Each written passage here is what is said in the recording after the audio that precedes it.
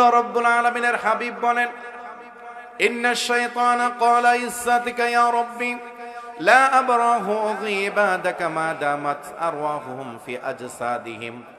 শয়তান আল্লাহ তাআলাকে বললেন, ও আল্লাহ, আপনার ইজ্জতের কসম, আপনার বরত্বের কসম, আপনার মহত্বের কসম করে বলছি, আদমের কারণে আমি ছিলাম ইমামুল মালাইকা, ফেরেশতাদের সরদার, ফেরেশতাদের লিডার ছিলাম।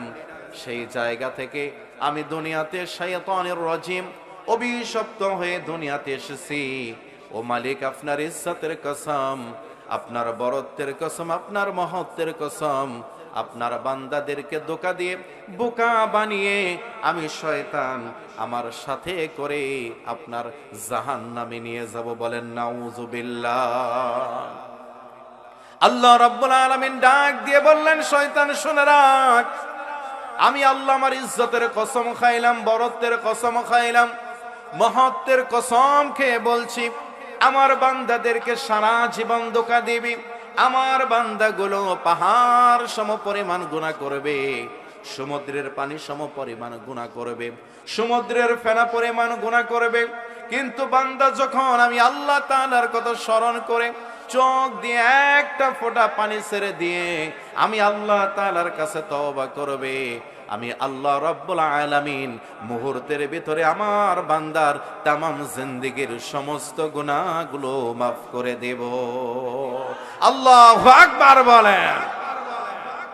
এজন্য তওবা করতে হবে কার কাছে? উচ্চ আওয়াজ করে বলেন, কার কাছে তওবা করতে হবে?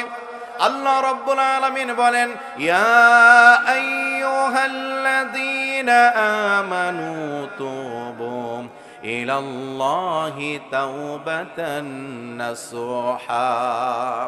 আল্লাহ রাব্বুল আলামিন ইমানদার বান্দা বান্দীদেরকে ডাক দিয়ে বলতেছেন, ও হে ইমানদাররা, তোমরা আমি আল্লাহ রাব্বুল আলামিনের কাছে তওবা করো।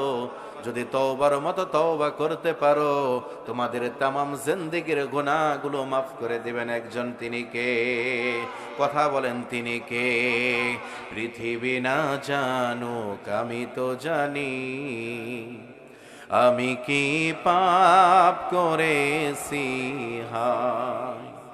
পৃথিবী না জানুক আমি তো জানি, আমি কি পাপ করেছি হায়।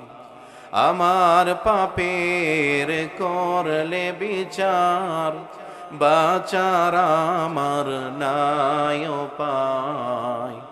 দয়াময় তুমি মাফ করো আমায়, মাফ করো আমায়, তুমি মাফ করো আমায়। পড়েন আমিন।